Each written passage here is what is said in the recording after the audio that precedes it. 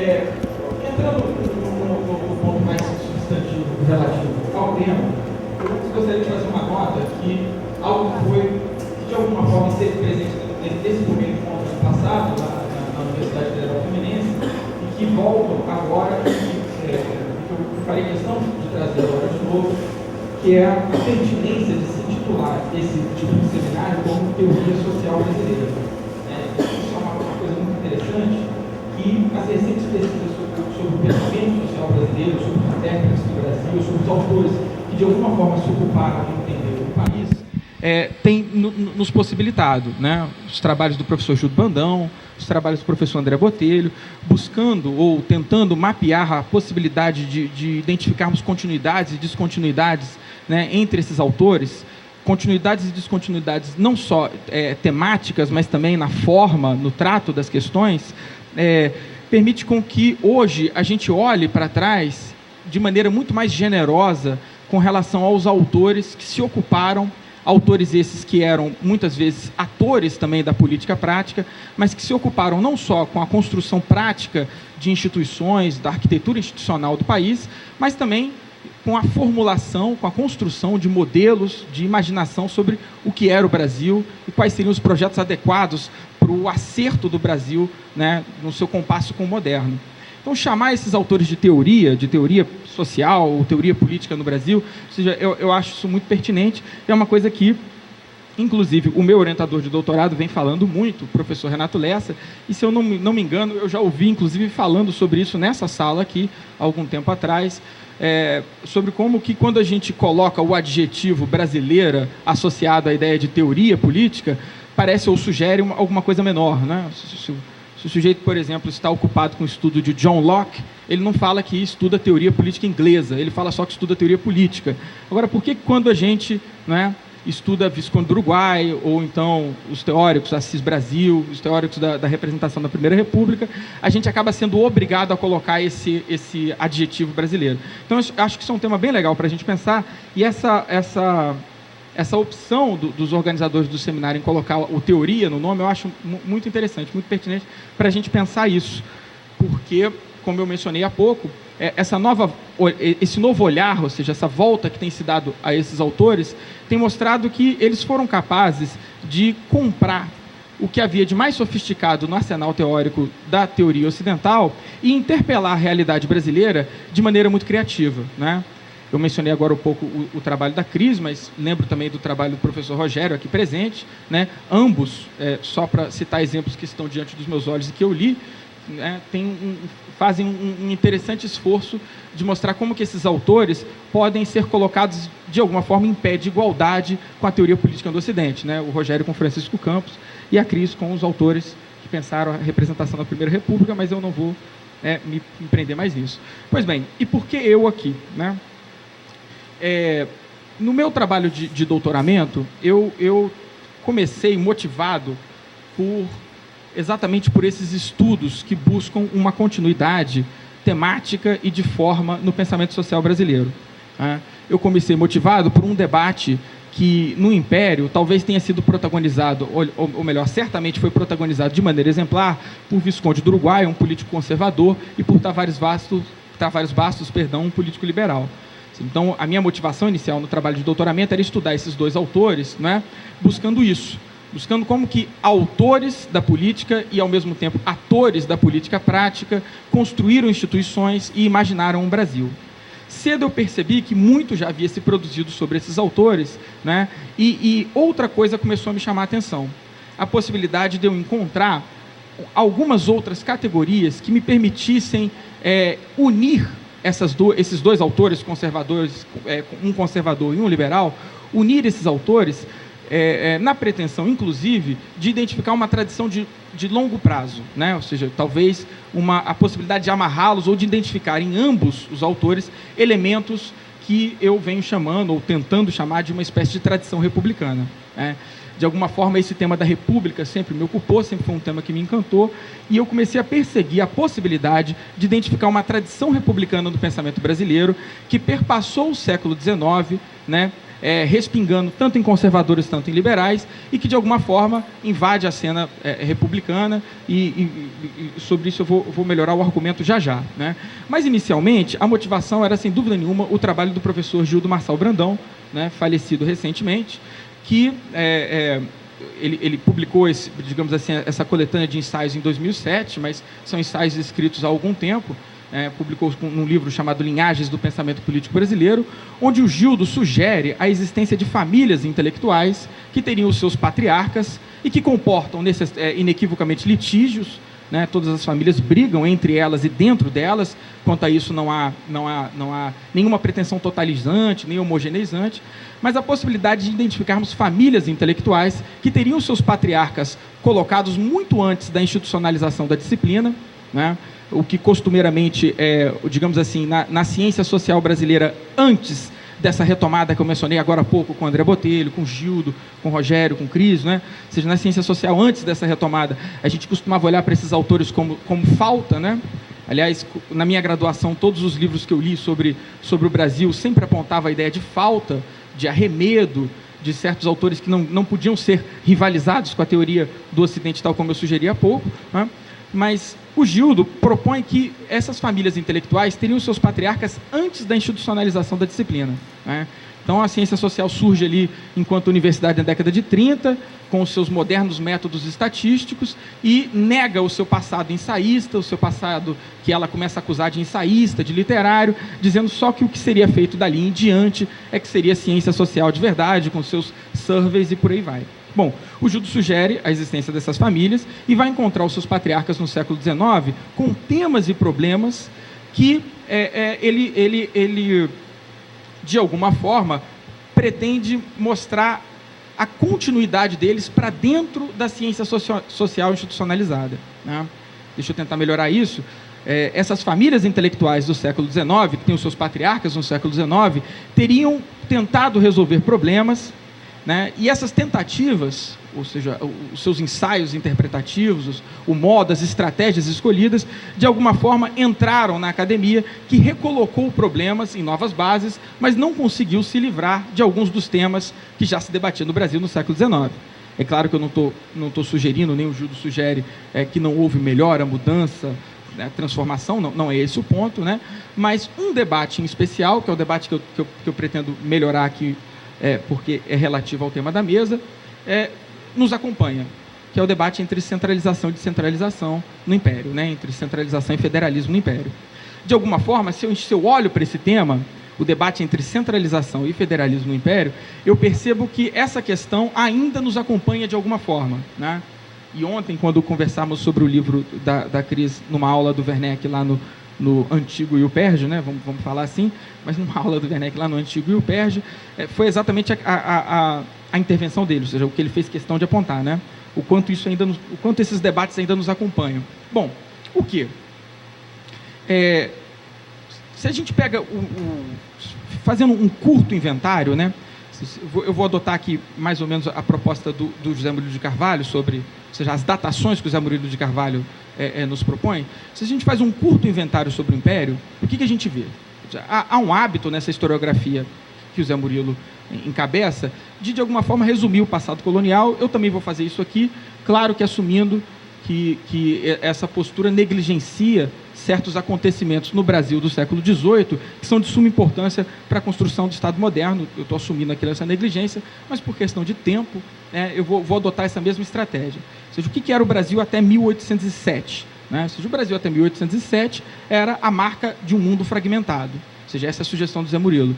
De um mundo fragmentado que, a partir da invasão das tropas napoleônicas na Península Ibérica e da transmigração da coroa portuguesa para o Brasil, passa a encontrar na ideia de coroa, na ideia, né, de monarquia, a possibilidade de encontrar um princípio de unidade.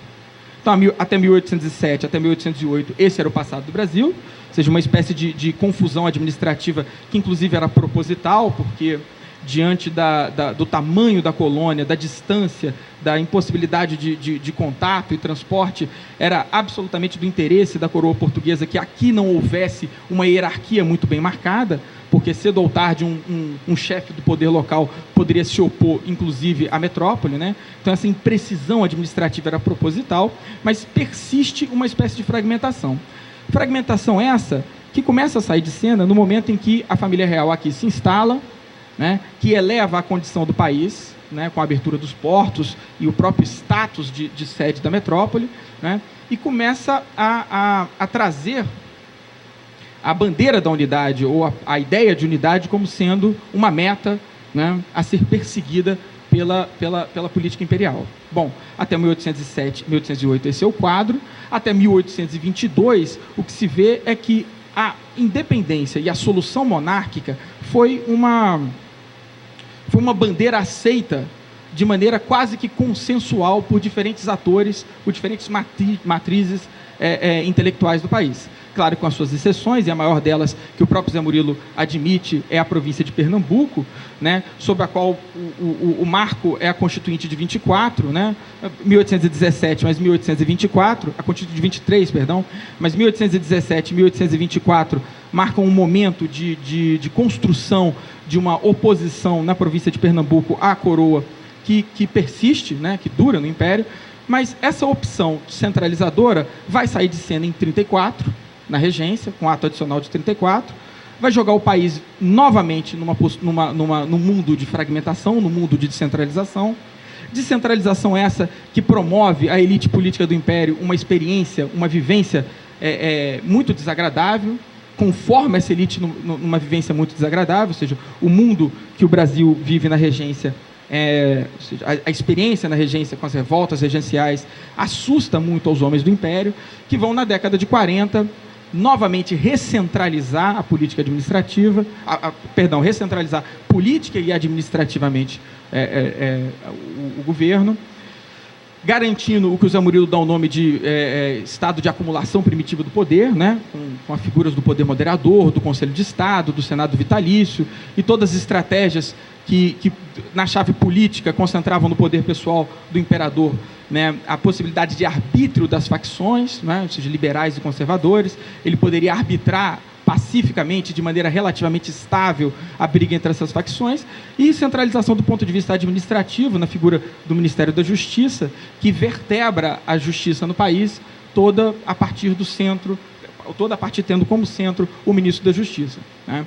Bom, essa centralização política e administrativa a partir da década de 40 volta a sair de cena a partir da década de 60, né? Um dos pontos que o Zé Murilo aponta é exatamente, um dos elementos que o Zé Murilo aponta é exatamente a ideia de que a política centralizadora do primeiro reinado teria obtido sucesso em construir o Estado Nacional, em estabilizar a ordem política e permitiu com que, inclusive, se pensasse em outras bandeiras. Então, a partir de 1860, volta o tema da descentralização, volta o tema do federalismo, tema esse que nos acompanha até a proclamação da República em 89. Né? Então, para me concentrar no Império, porque a crise vai ficar com... sobre República, Primeira República, temos uma especialista na mesa, né? Um rápido panorama, o quadro é esse. Ou seja, um mundo descentralizado, um mundo que se recentraliza, um mundo que novamente se descentraliza, um mundo que de novo centraliza e um mundo que começa a descentralizar novamente. E aonde que o tema da oligarquia entra aí? Não é? Ou seja, como eu disse agora há pouco, a experiência da regência ela foi extremamente traumática para a elite política do Império. Não é? E um personagem, um dos patriarcas que o Gildo nos aponta, patriarca dessa família conservadora, que é o Visconde do Uruguai, né? Foi um personagem, ou seja, não só um autor, mas primeiro ele foi inclusive um ator, depois é que ele foi um autor, mas enquanto um ator da política imperial, ele se viu às voltas com, digamos assim, os problemas centrais que o país enfrentava naquela época, né? Ou seja, a questão da demarcação das fronteiras ao sul, né? A questão do tráfico de escravos, né? Ou seja, e a questão da unidade territorial. Quando o Visconde do Uruguai se retira da cena política prática e vai escrever, né, as suas reflexões, e publica na década de 60, em 62, se eu não me engano, o seu ensaio sobre o direito administrativo, ele nos lega uma brilhante reflexão sobre o tema da centralização e descentralização, e especificamente sobre o tema das oligarquias, que é, né, a proposta aqui da mesa. Que reflexão seria essa?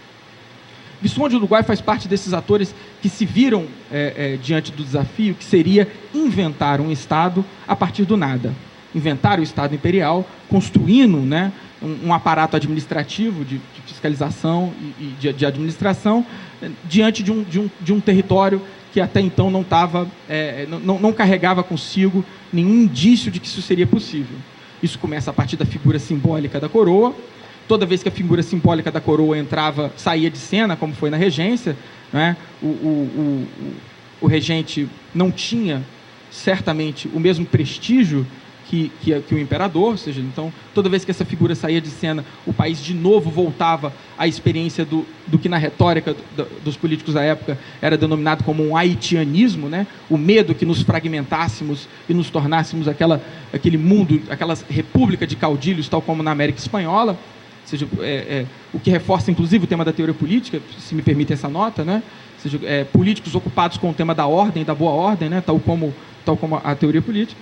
Mas o Visconde do Uruguai foi conformado nessa geração.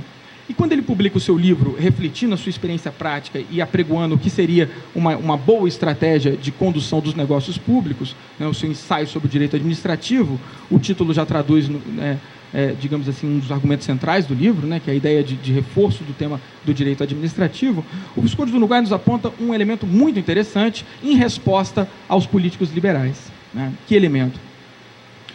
A ideia de que aquilo que os liberais acusavam o império, aquilo que os liberais acusavam o imperador, mesmo os republicanos de Pernambuco, né, mas acusavam o imperador de práticas absolutistas, centralizadoras, usurpadoras do poder, falseadoras da representação, né, até poderia ser verdade.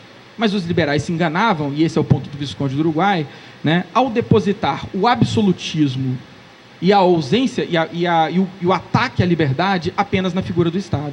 Né? Ou seja, esse é um ponto muito interessante. E aí o Visconde do Uruguai vai dizer, não, o Estado pode atacar a liberdade? Pode. O Estado pode destruir a liberdade? Pode. Mas, né, ou seja, os chefes locais, o poder privado também pode fazer isso.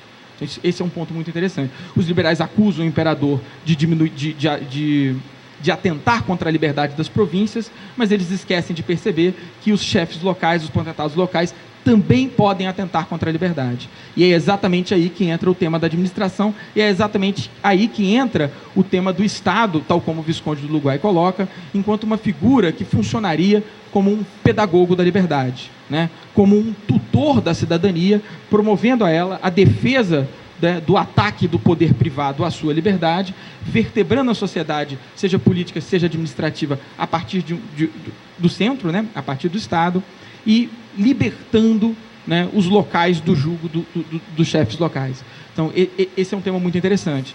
Daí a ideia de colocar o poder moderador como o árbitro das facções, né? A ideia de colocar o poder moderador como aquele que, diante do jogo político, ele entraria não representando a ninguém, ele representaria a nação. Né? Ou seja, por isso o poder moderador não pode ser culpado, né, não pode ser culpabilizado das suas decisões, e por isso o poder moderador não pode ser submetido ao sufrágio, né, ele tem que estar acima do sufrágio, porque ele não representa nenhuma categoria em especial, ele representa a nação, né, ele representa o Brasil, e ele entra regulando e equilibrando o jogo político. Né, esse era o ponto do Visconde do Uruguai, e com isso eu olho para o Estado de uma maneira distinta. Né. Não por acaso, essa classificação liberais conservadores vai encontrar, inclusive, a possibilidade de algumas distinções. Seja a gente enxergar Tavares Bastos como um liberal puro, né? Ou José Bonifácio como um conservador puro, estou apenas sugerindo uma provocação, e enxergar, tal como o Zé Murilo sugere, Visconde do Uruguai como um liberal conservador, né? Ou algumas definições que já circularam na literatura, como um autoritário instrumental, mas não vou chegar a essa, mas como um liberal conservador, né? Que enxergava a figura do Estado como uma espécie de pedagogo da liberdade, alguém que deveria tutelar a liberdade da cidadania, porque se o Estado sai de cena, essa sociedade amorfa, inorgânica, essa sociedade que já no período regencial, num período de descentralização, de ausência da figura simbólica do imperador, né, nos mostrou que seria incapaz de se reger, né, de reger a si próprio. Né. Bom, o meu tempo está acabando, eu só queria... Eu tinha colocado uns outros pontos, mas aí eu deixo para lá, foi desorganizado. Então, eu queria apenas gravar esse ponto, né, me fixar nessa ideia. Porque quando as demandas descentralizantes retornam à agenda pública a partir da década de 60, né, A imagem que estes homens vão carregar, estes homens do Império vão carregar, para dentro do período republicano, vai ser, de alguma forma, encapsulada numa espécie de saudosismo do que seriam as conquistas, né, da obra imperial, ou, como o Oliveira Viana coloca, né, da grande obra civilizadora de Dom Pedro II. Né? Ou seja, essas categorias acompanham, esse é um ponto muito interessante, de ver como que na nascente república, de alguma forma, esses temas voltam à cena, e como que esse tema da centralização e da descentralização volta à agenda pública brasileira ao longo do século XX. Né? Ou seja, se em 1889 descentraliza, 1930 centraliza, 37 centraliza dentro da centralização, 45 descentraliza, 64 recentraliza, 69 centraliza dentro da centralização. Então, como é que esse tema da centralização e da descentralização volta à nossa agenda, não é?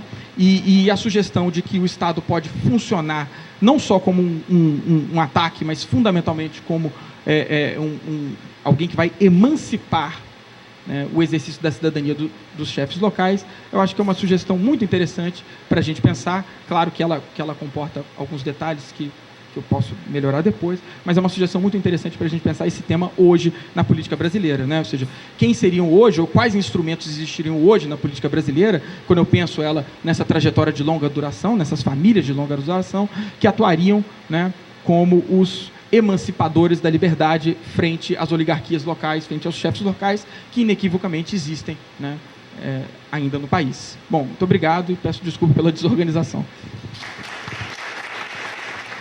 Boa tarde. Muito obrigada, Elga, pelo convite. É um grande prazer estar aqui com os meus colegas de geração e com o meu colega recém-adquirido. É um grande prazer participar desse evento e, sem dúvida, acho que podemos ainda fazer muitas coisas juntos. Já começamos e prosseguiremos, né? Ontem me encontrei com o Diogo, então resolvemos tentar organizar um pouco a mesa. E a gente que instituiu essa sequência das falas, né? O Diogo fez aqui uma exposição muito interessante sobre o Império. Eu prossigo falando alguma coisa sobre a Primeira República, depois o Darlan vai fazer um salto na história para falar dos dias de hoje, né? Bom, então vamos lá. O meu objetivo é fazer uma espécie de... nada pretensioso, enfim, o objetivo é fazer uma espécie de mapa sobre o modelo e a rotina política na Primeira República e depois, uma vez feito esse mapa, fazer algumas considerações sobre um político gaúcho chamado Assis Brasil, que foi um dos personagens da minha tese de doutorado e que me parece ter sido uma figura interessante para que a gente possa explorar o que foi o universo do liberalismo na Primeira República. Poderia também mobilizar o Rui Barbosa, que foi um outro autor muito importante, mas o André não me deixaria avançar muito além dos minutos que me cabem. Então, vamos lá. Eu acho que é importante começar a falar sobre a Primeira República, tendo em vista que as narrativas que normalmente se produzem sobre esse tempo estão pautadas numa ideia de falta ou de ausência, né? Então, a meu ver, o grande desafio ao nos debruçarmos sobre esse objeto de estudos é buscar pensá-los a partir justamente das suas presenças, né? E não pensá-lo a partir do que não foi ou do que poderia ter sido e não foi, né? Mas essa, curiosamente, é uma marca muito forte que se abateu, digamos, sobre esse tempo histórico, e essa marca não é só uma marca que resulta de um olhar a posteriori, né? Mesmo os republicanos, mesmo aqueles que se envolveram na propaganda republicana nos tempos do Império, né, uma vez alcançada a República, produziram um grande lamento em torno da experiência que então, da experiência que havia se precipitado, né, dessa experiência política que era a República. Nas primeiras gerações parlamentares da República, o tema da nostalgia do Império, como o Diogo mencionou aqui no final da fala, era um tema fortíssimo. Era muito comum que deputados e senadores se lamuriassem interminavelmente, né, sobre o que seria essa nova ordem política, né? Então, o Império foi reconstruído nesse novo imaginário republicano como um símbolo de ordem, um símbolo de alguma tranquilidade, alguma paz social.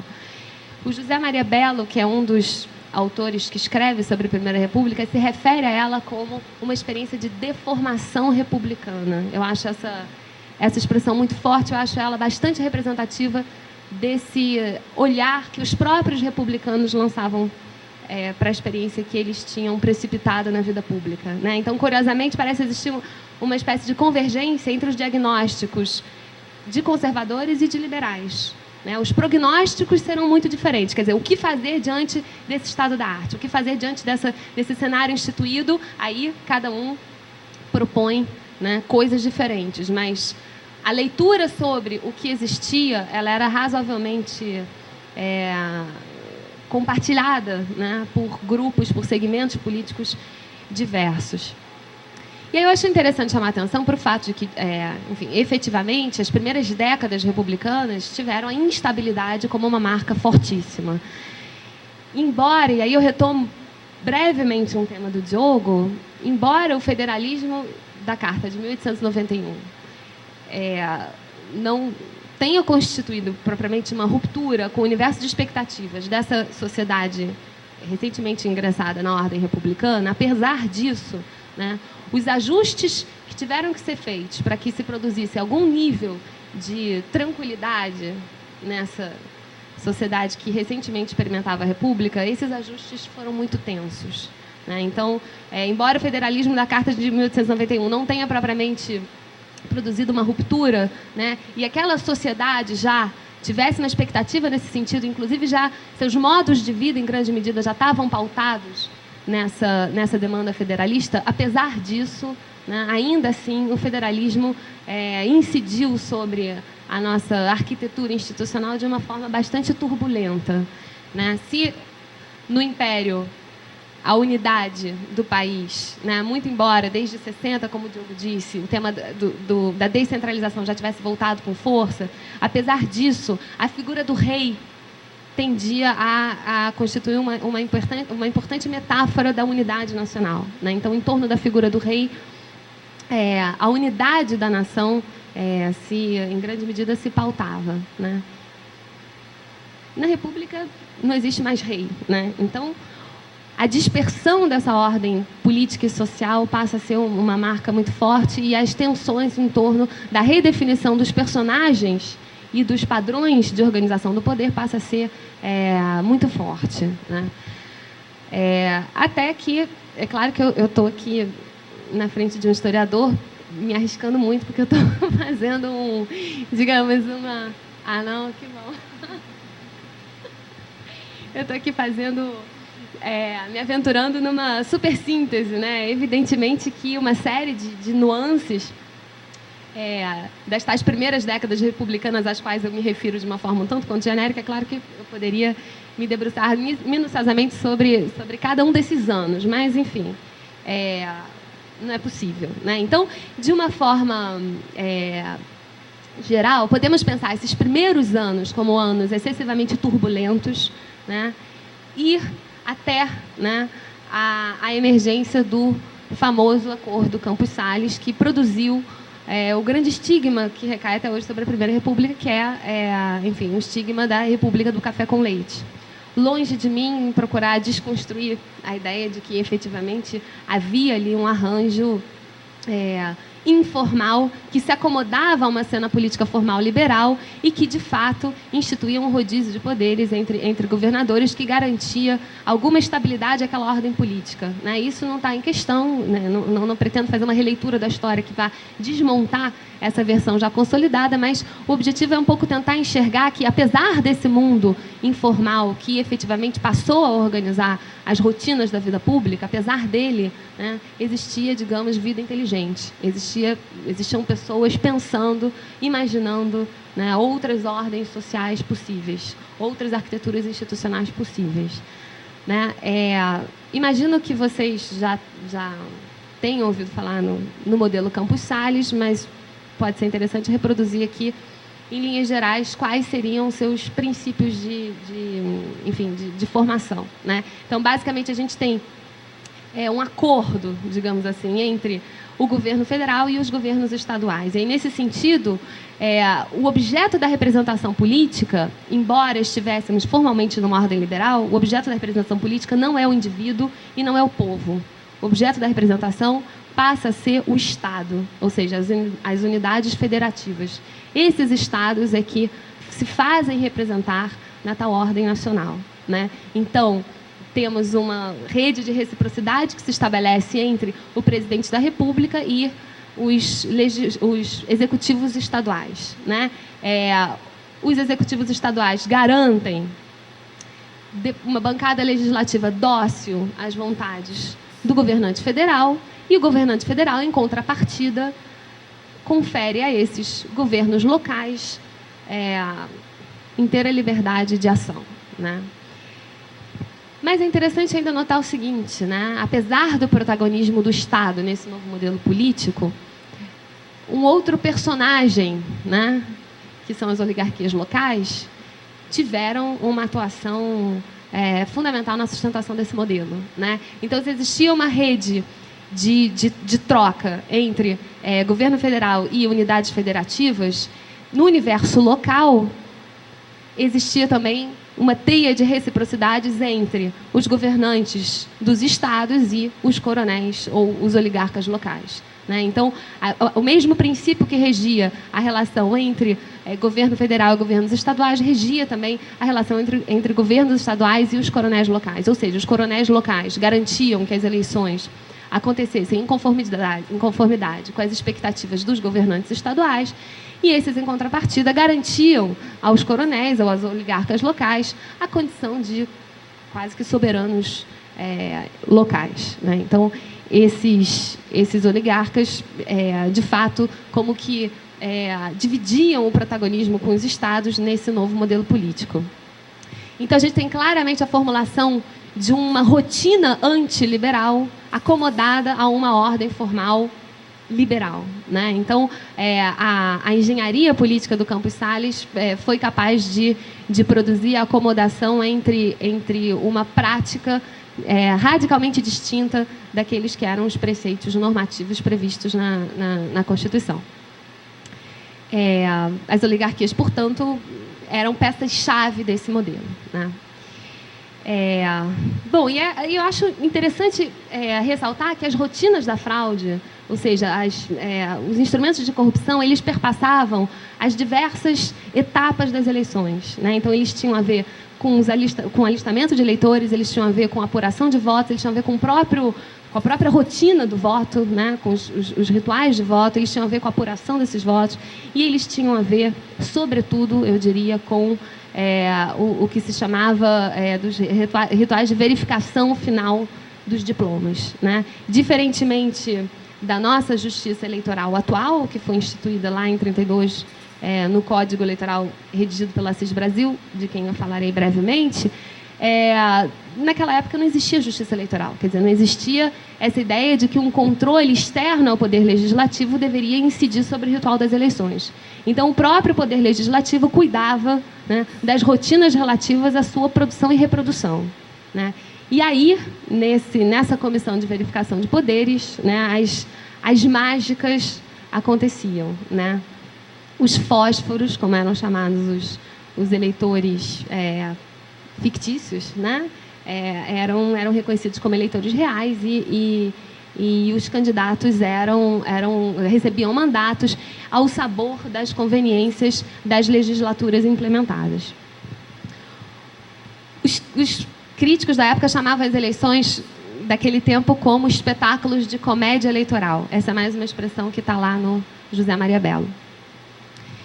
Então, quer dizer, para amarrar um pouco o início da minha fala, eu acho interessante a gente ter visto aqui o sacrifício dos princípios elementares daquela política liberal era o custo da previsibilidade na política, né? Então, a gente teve aqueles anos iniciais extremamente tumultuosos, né? E havia claramente um contraste entre esses anos originais e os anos que sucederam o Pacto Campos Salles. Esse Pacto Campos Salles efetivamente institui alguma ordem na política, alguma previsibilidade na política, mas essa previsibilidade tem um custo claro. O custo dessa previsibilidade é né, a produção de uma rotina antiliberal, ou seja, um pacto informal que contorna, né, os rigores da lei, né? Apesar disso, e aí eu começo a já construir o caminho para falar um pouquinho sobre o Assis Brasil, eu acho importante termos em vista que o modelo Campos Salles, embora tenha tido um protagonismo político inconteste, apesar disso ele não capturou, né, toda a reflexão sobre representação política na época, né? Eu acho notável que, ao longo dos 40 anos, dos primeiros 40 anos da República, senadores e deputados que, curiosamente, eram produto daquele modelo corrompido, ou seja, daquele modelo fraudulento, eles próprios, incansavelmente, se dedicaram a produzir projetos de reforma da lei eleitoral, substitutivos e, enfim, alguns desses projetos se converteram em leis. Foi um período muito fértil do ponto de vista da produção eleitoral. Então, nesse sentido, a República reproduz, em alguma medida, o paradoxo representativo do Império, né? Qual seja, né, um tempo em que a política, de fato, era conduzida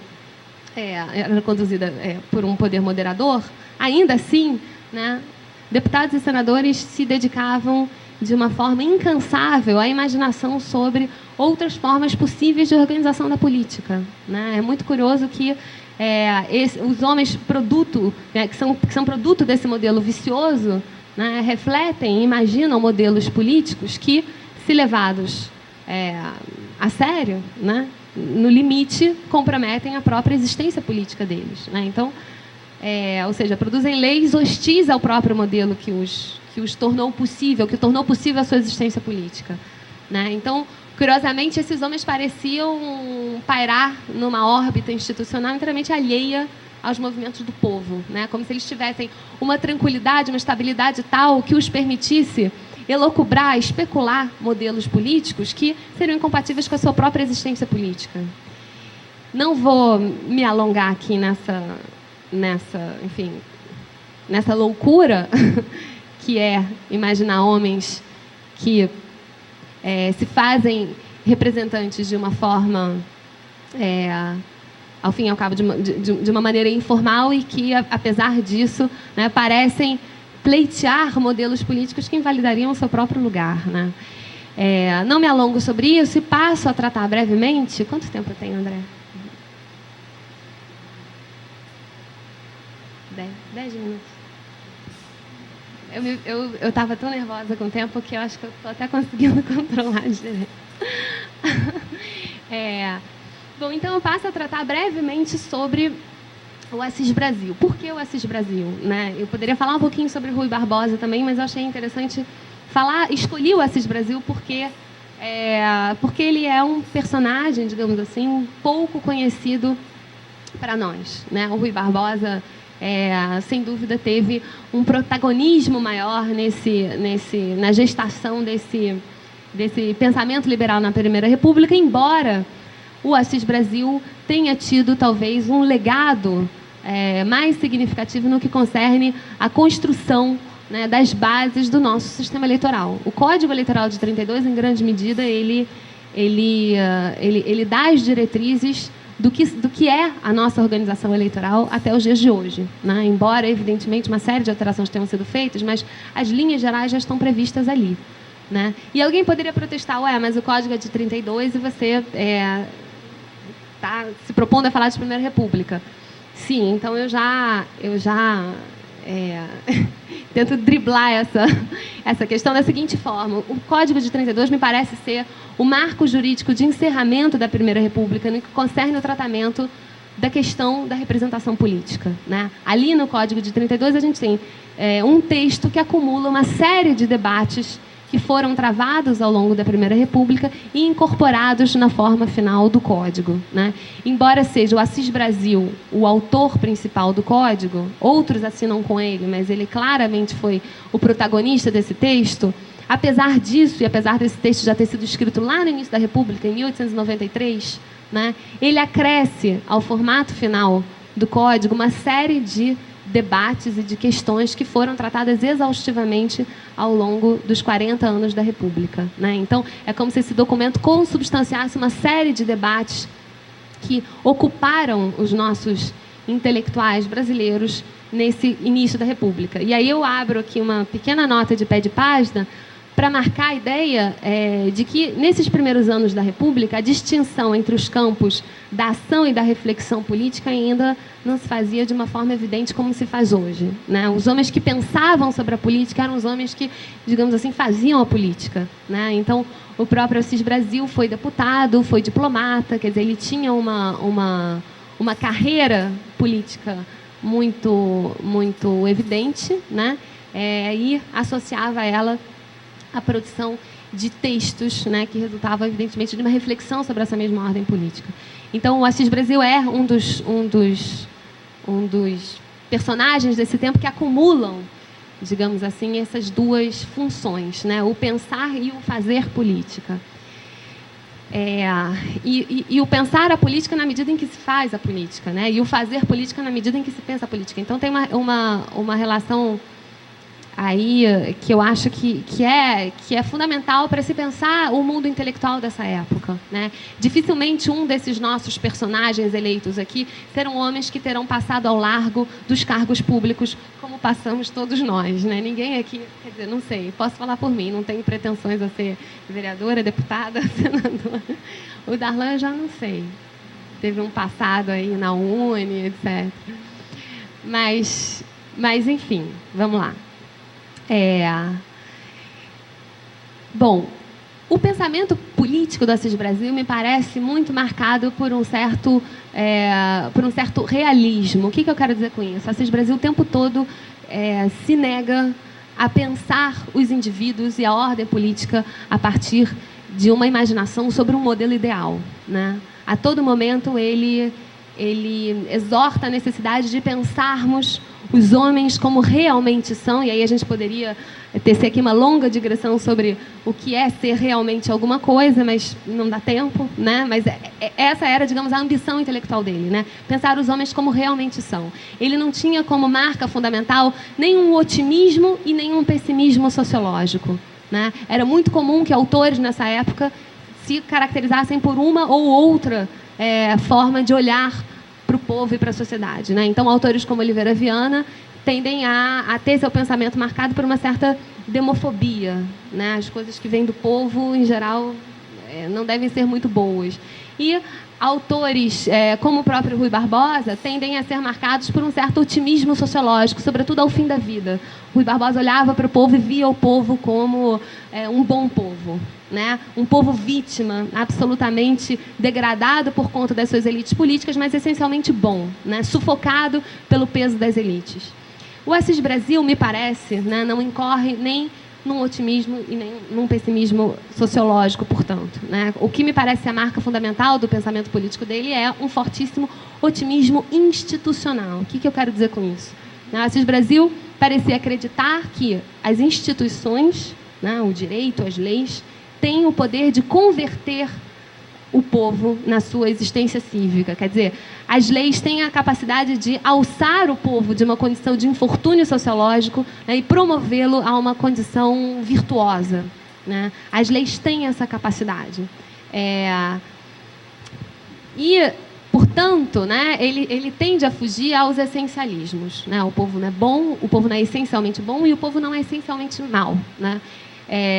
Uma máxima do Assis Brasil é de que os homens são filhos das circunstâncias. Somos o que as circunstâncias nos fazem ser, né?